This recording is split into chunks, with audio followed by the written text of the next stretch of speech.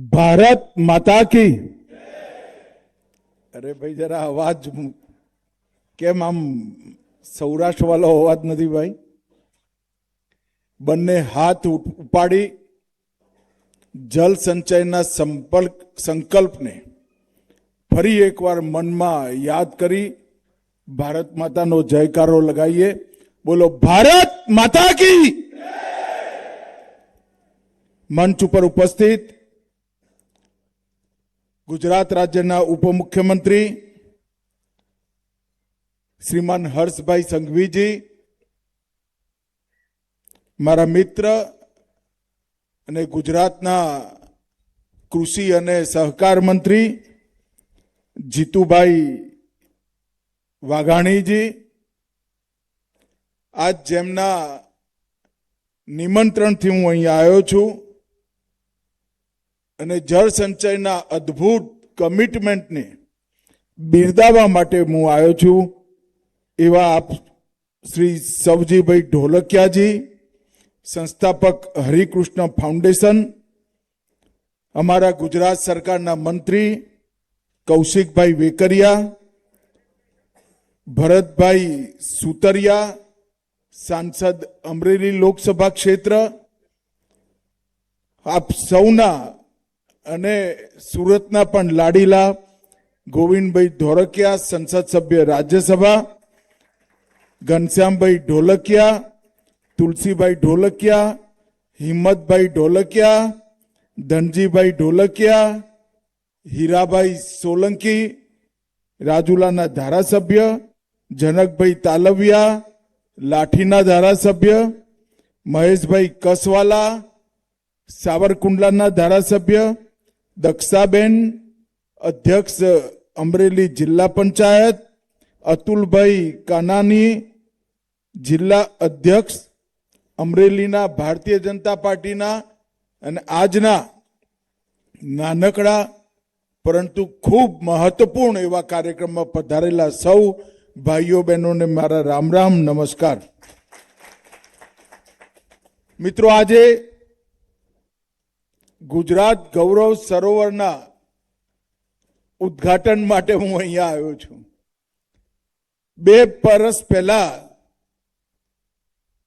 मने सवजीभाई मळ्या हता ने कह्युं हतुं के एक सरोवर बनाववानुं छे। सवजीभाई नुं तो केवुं छे भाई 208 सरोवर बनाया, कोईने खबर ज ना पड़े कयुं छे, पण एमणे कह्युं के एवुं सरोवर बनाववानुं छे કે ઊંચાઈથી જોઈને હૃદય આનંદિત થઈ જાય તમારું। અને હું આ સવજીભાઈને ખરેખર કહેવા માંગુ છું, એમના શબ્દો એમને યાદ નહીં હોય, મને યાદ છે। સવજીભાઈ આજે ઉદ્ઘાટન કરી 5 સરોવર પર જ્યારે નજર પડી તો મન ખાલી આનંદિત નથી થયું, આત્માને પણ અદ્ભુત શાંતિ મળે એવું કામ તમે કરો। સવજીભાઈ परिवार में मानवा वाला व्यक्ति है। बधा भाईओ गोविंद भाई बीजी पेढ़ी तीजी पेढ़ी बधानो परिचय कराई दीधो। मगर हूँ सवजीभाई ने एक बात कहवा मांगू छू। सवजीभाई मत्स्य पुराण जेने वांच्यु छे एने खबर हशे के कूवो कोई करावे गाम में तने खूब पुण्य मळे, एक वाव करावे तो 10 कुआ जेटलू पुण्य मळे, एक पुत्र एनो सारो पाके, एक दीकरो सारो पाके तो 10 वाव जेटलू पुण्य व्यक्ति ने मळे, अने एक तराव बनावे तो 10 दीकराओ जेटलू पुण्य तमे कमाओ। आ मत्स्य पुराण नु विधान छे। ए जमाना में मत्स्य पुराण में वर्णन कर्यु हतुं के चौमासाना 4 महीना 4 महीना वरसाद आवे, 4 महीना रोज वरसाद आवे, पण क्यारेक एवो वरसाद आवे जे पाणी नाखी एटलुं दे के पाणी दरिया में जाए। पण आजे तो जुदुं थयुं, वरसाद हवे एवो ज आवे, कोईए छतरी नथी उगाडवी पड़ती। एक दाड़ो घरमां बेसी रहो तो चौमासुं पूरुं थई जाय, आवे त्यारे एकदम खाबके અને બાકીના 3 મહિના કોરું ધાકોર હોય। અને એ વખતે આ તળાવોનું મહત્વ ખૂબ વધી જાય. આયેલો વરસાદ એનું ટીપે ટીપું જો આપણે સાચવવાની વ્યવસ્થા કરીએ, ધરતીમાં ઉતારવાની વ્યવસ્થા કરીએ, તો આપણા પૂરા દેશ અને પ્રદેશમાં કોઈ દિવસ દુકાળના ડાકલા ના વાગે. ભાઈ, મને યાદ છે 1985, 86, 87 3 વર્ષ સરંગ ગુજરાતમાં દુકાળ પડેલો. કોંગ્રેસની સરકારથી રફારેશ્વરના મોટા ગોટાળાઓ એમાં થયા હતા. અમે બધા જુવાનિયા હતા. નરેન્દ્રભાઈ અમારા નવા નવા સંગઠન મંત્રી બન્યા હતા. એમને ન્યાય યાત્રાઓ કાઢી હતી. જે ચોકડી પાડવાના કામો થતા હતા, ગુજરાત તો ભૂલી ગયું ચોકડી પાડવાનું દ્રશ્ય કોઈએ જોયું જ નહીં હોય. ચોકડી પાડવાના કામો થતા હતા. ઠાલા ઠાલા ખાડા ખોદે ને ખાડા પૂરાય અને લોકોને મજૂરી મળે. લોકો ધૂમ ધકતા તાપમાં ઉઘાડા પગે ચોકડી પાડતા હોય.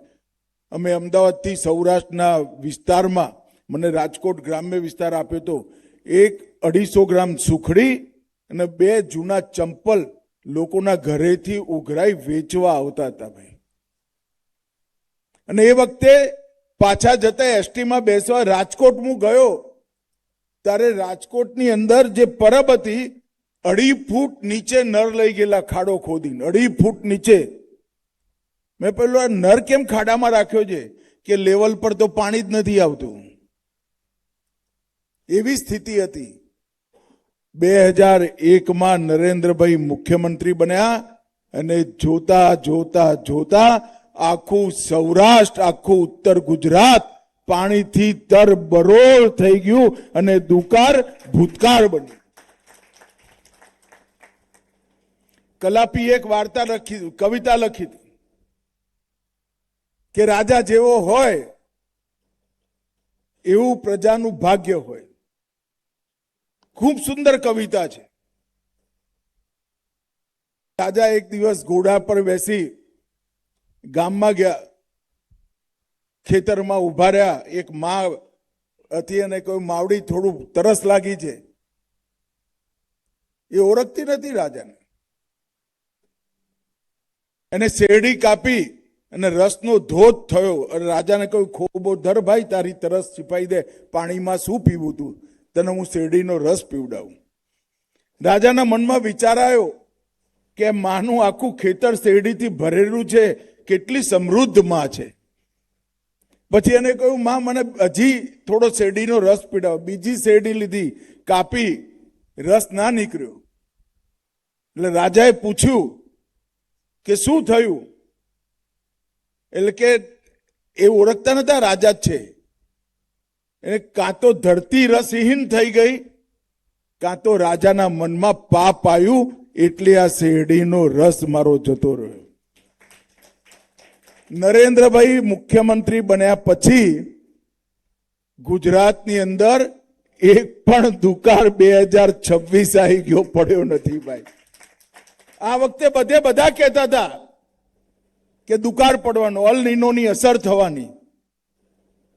ક્યાંક કેટલાક છૂટપૂટ ગામોમાં વરસાદ ઓછો થયો, પણ પશુઓ લઈ વલસાડ બાજુ જવું પડે એવું નથી આવ્યું. આપણે તો એ દિવસોએ જોયા છે. નરેન્દ્રભાઈ મુખ્યમંત્રી બન્યા પછી મને બરોબર યાદ છે, હું પણ મંત્રી તો 2003માં એક જ વર્ષમાં 1.5 લાખ ચેક ડેમો બનાવવાનું કામ નરેન્દ્ર મોદીજી. આ નર્મદા યોજના આપણી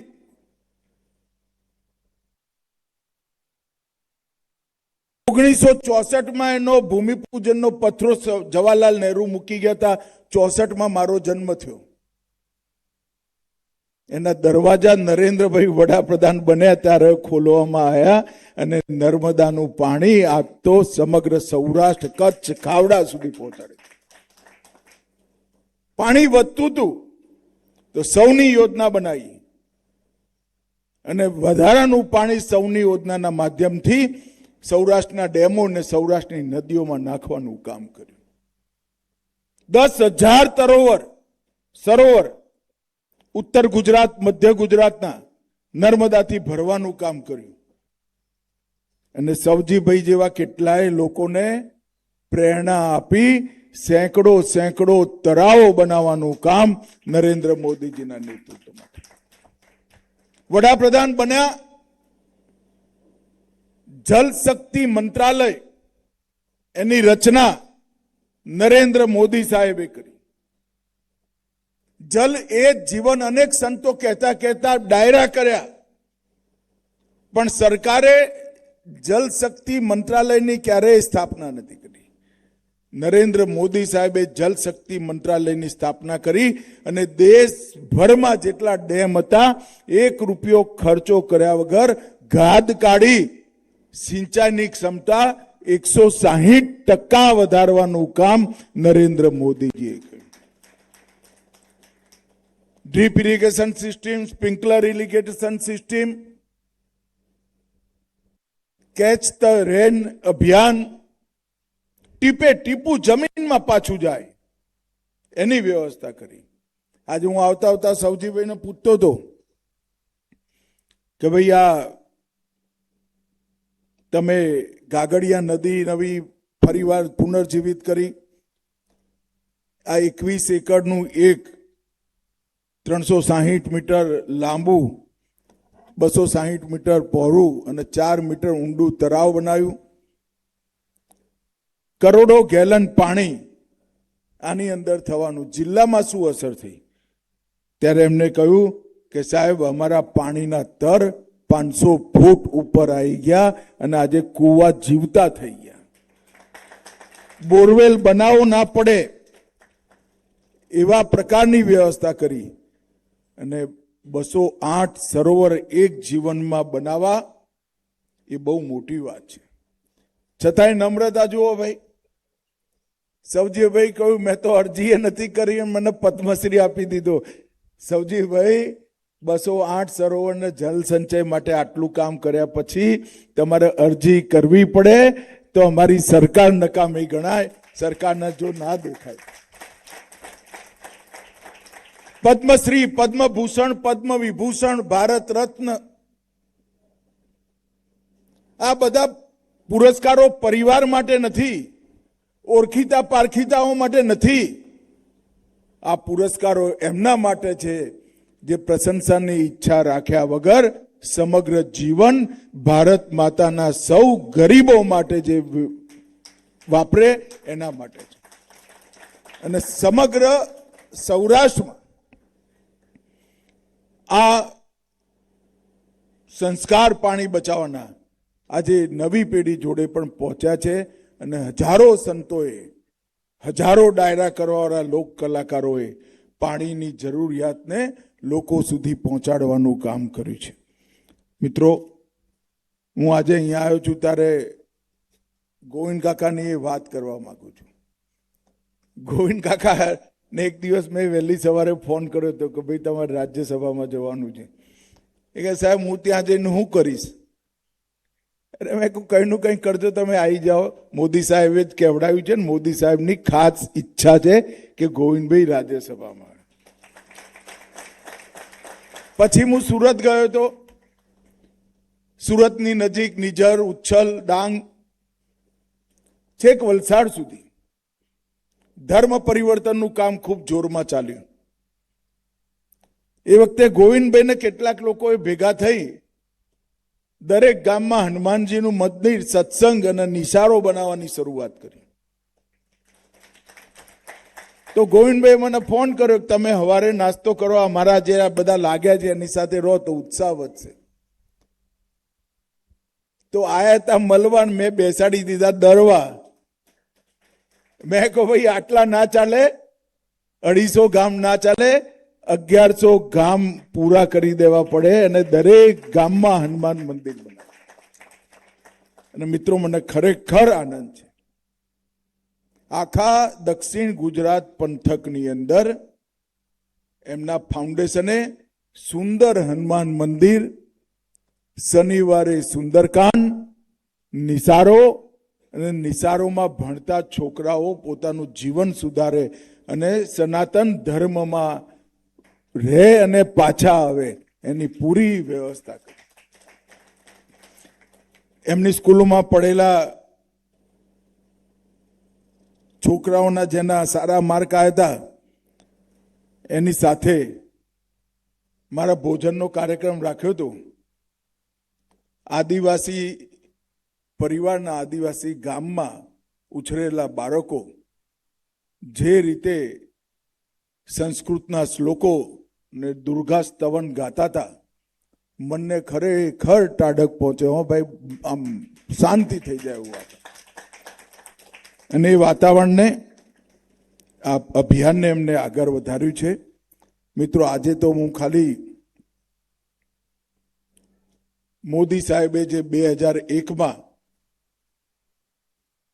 ગુજરાતની વિપરીત પરિસ્થિતિ, આપણું 80% પાણી ભરૂચ સુધી અને વસ્તી ત્યાં 16%, આટલો મોટો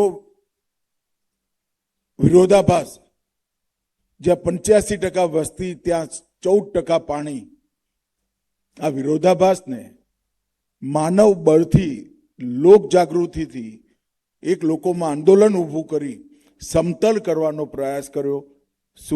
સૌની યોજનાથી સૌરાષ્ટ્ર, નર્મદા યોજના અને ઉત્તર ગુજરાતમાં પણ સુજલામ સુફલામ યોજનાથી દરેક ગામની અંદર તર ઊંચા આવે એના માટે પ્રયત્ન કર્યો.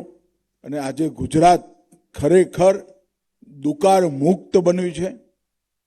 સરોવરો વધ્યા, ચેકડેમો વધ્યા, ખેતી સારી થઈ, હરિયાળો વિસ્તાર વધ્યો, મેઘરાજાની એ મહેર થઈ.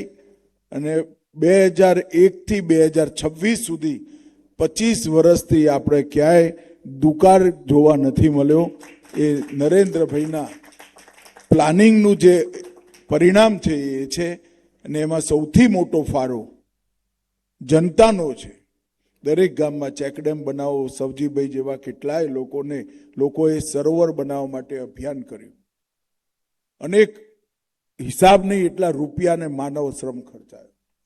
રૂપિયા તો ભાઈ પરમાત્માની, લક્ષ્મીની કૃપા અનેક લોકો પર થતી હોય છે, પણ લક્ષ્મીને દીકરી સમજી જે બીજાના ત્યાં વરાવે ને એને જ લક્ષ્મીને પૂજા કરી કહેવાય. અને આ પરિવારે એ કામ કર્યું છે. હું હૃદયપૂર્વક એમને ખૂબ ખૂબ અભિનંદન આપું છું. અને મને વિશ્વાસ છે કે આ પંથકમાં જે કામ થયું છે આખા સૌરાષ્ટ્ર અને ગુજરાતમાં એનો સંદેશ જશે. ભગવાને જેમને આપ્યું છે એ પાણી બચાવવામાં જરૂર લોકોની વચ્ચે આવી ખર્ચ કરશે, પ્રેરણા પર મળશે. અને લોકો પણ સામૂહિક જલ સંચયના કામોને આગળ વધારશે એવો વિશ્વાસ છે. ફરી એકવાર સવજીભાઈ, ગોવિંદભાઈ અને એમની આખી ટીમને, હરે કૃષ્ણ ફાઉન્ડેશનને હૃદયપૂર્વક ખૂબ ખૂબ ધન્યવાદ. વંદે માતરમ. ખૂબ ખૂબ આભાર કેન્દ્રીય ગૃહ અને સહકાર મંત્રી. તમારું આ સંબોધન અમને બધાને બળ આપે છે, પ્રેરણા આપે છે. તો ગુજરાત ગૌરવ સરોવરનું લોકાર્પણ કરવામાં આવ્યું અમિત શાહના હસ્તે, ને આ સમયે